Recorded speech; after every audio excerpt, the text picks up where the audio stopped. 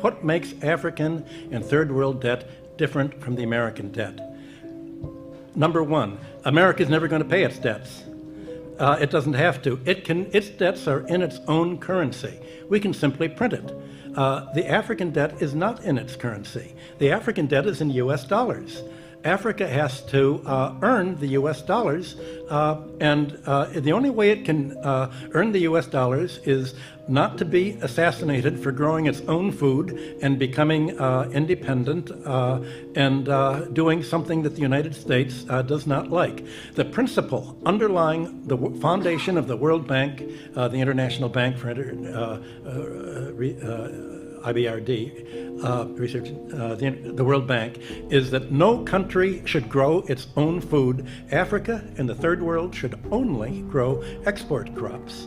To export, in order to have an oversupply of cocoa and other tropical raw materials, to keep down the price, they must buy their grain from the United States or Europe, so that if they do something that we don't like, we can do what America tried to do to China in the 60s. We can sanction them. We can say, we're going to starve you. We're going to not export any grain to you.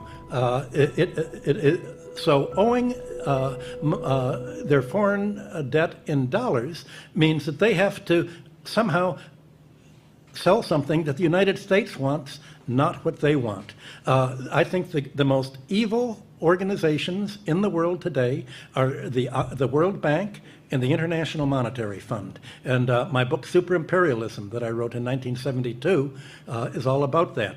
The largest purchasers of the book were the Defense Department and the CIA.